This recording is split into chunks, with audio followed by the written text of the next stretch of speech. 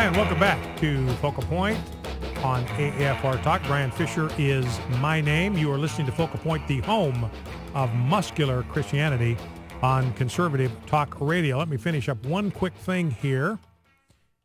And, Jeff, I'm sending these titles over to you. I'm missing one, but let's go ahead and tweet out the conversation there with Jan.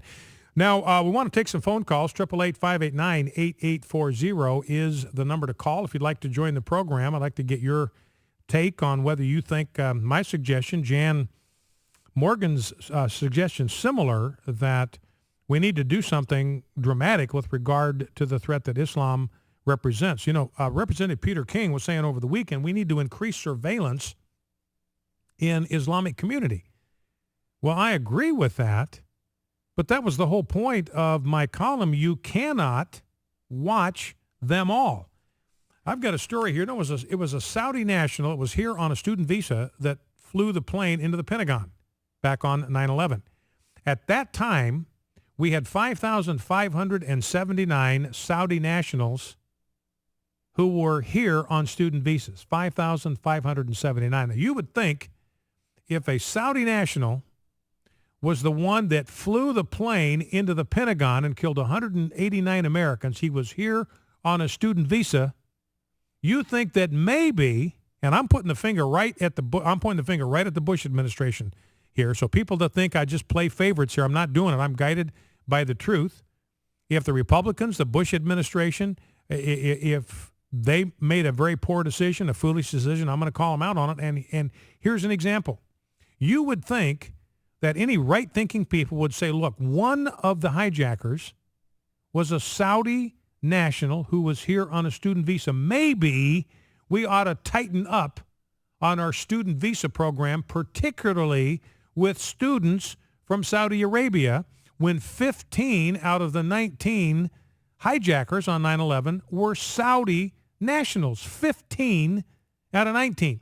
Now, instead, the most recent year for which information is available, there were 34,139 Saudi nationals enrolled in college here on student visas in the United States. That's an increase of 500%. That's Terrence Jeffrey on CNSnews.com. So it seems like our policies are so wrong-headed, we are simply exposing Americans to more risk and not less risk. 888-589-8840.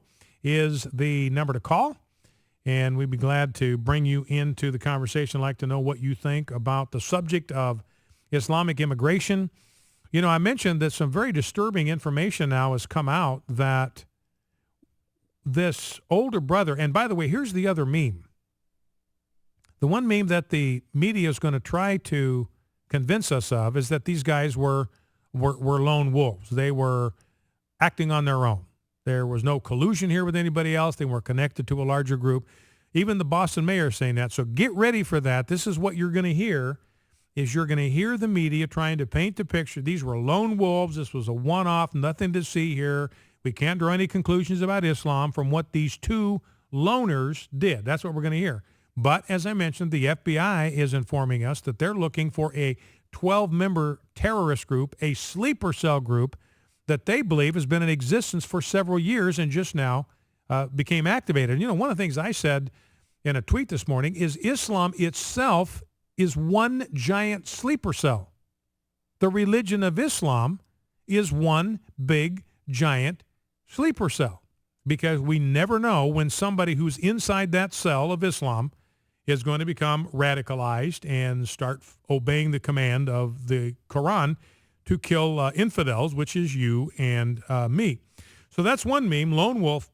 Here's the second meme that you're going to hear over and over again. The media is going to relentlessly begin to try to stir up sympathy for this 19-year-old. Don't forget the 19-year-old, the younger brother.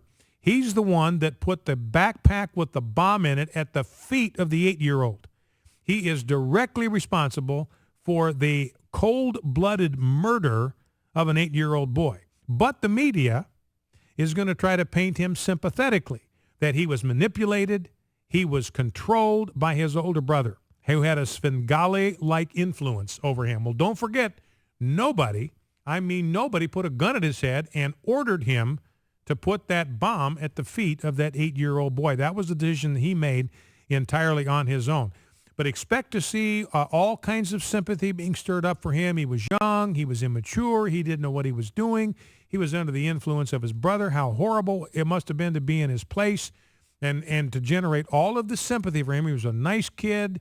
He was friendly. He was outgoing. He was harmless. And now he's implicated in this. Somebody must have gotten to him. It's somebody else's fault. So expect to see that. These are loners, and the older brother is going to wind up being the only culprit, and he's not around, so he's an easy guy to blame. So you're going to see the media trying to blame what the younger brother did. And remember, the younger brother killed his older brother, drove over him with a car and dragged him halfway down the block. That's what killed the older brother. The younger brother, the guy that everybody's trying to stir up sympathy for, he's the one that's responsible for the death of the older brother. Well, let's go to the phones. Let's go to Robert, Waco, Texas. Robert, welcome to Focal Point with Brian Fisher. What's on your mind? Hey, Brian, I appreciate you taking my call. You bet. You know, back in 82 or 83, Congress passed a law basically stating that the United States was a Christian nation. That was pushed into law by Ronald Reagan. But what if we had a Congress with the intestinal fortitude to pass an immigration law that basically says, unless you accept Jesus Christ as your Savior, don't even think about coming in here? Would that be outlandish? Which were your thoughts on that? Well, we can do that. Now, I'm not saying I would advise that, but there is no constitutional impediment to doing it.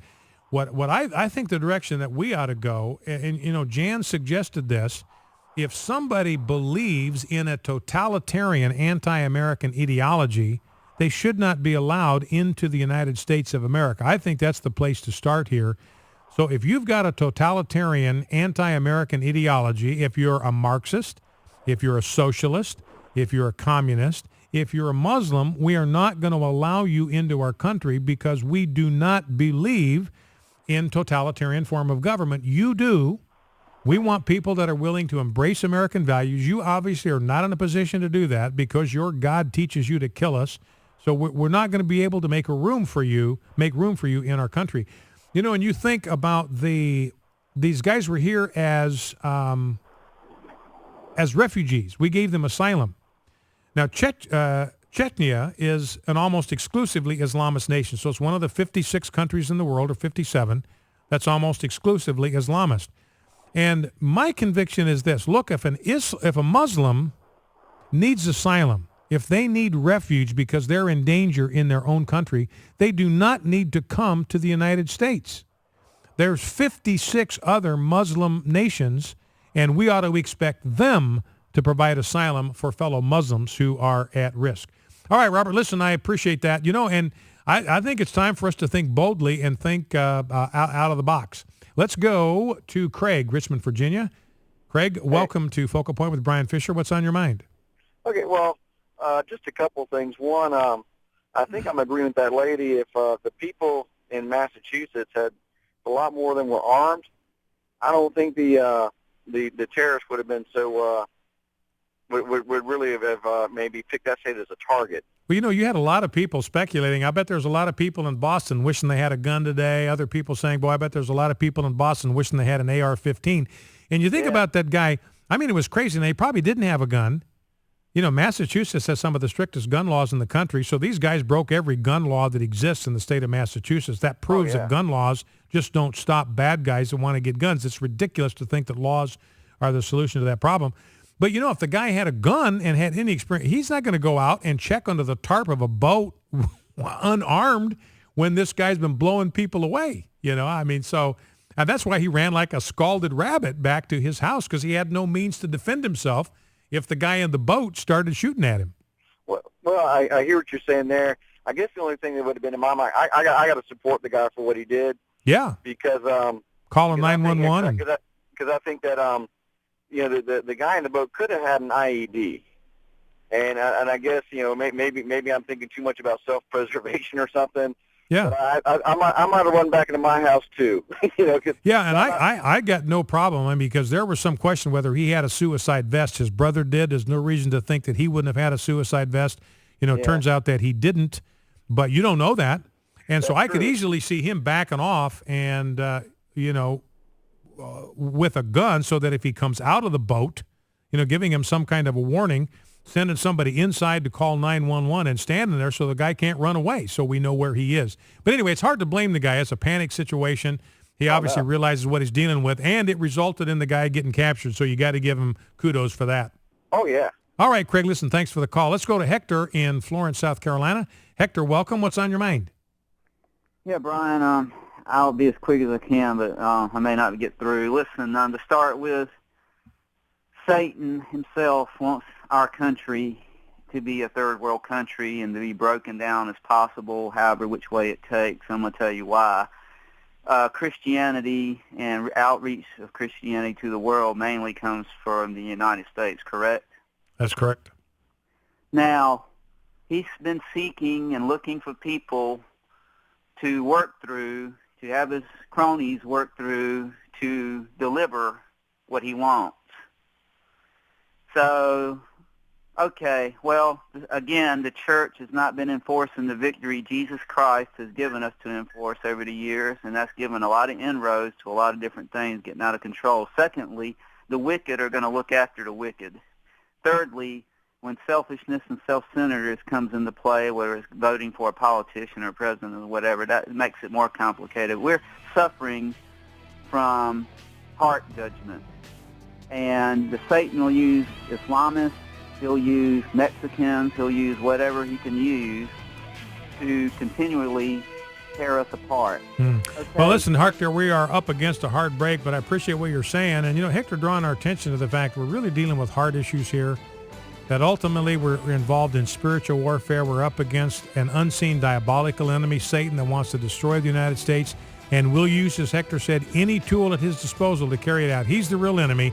The only solution to stop him is the prayers of the faithful. Focal Point AFR Talk.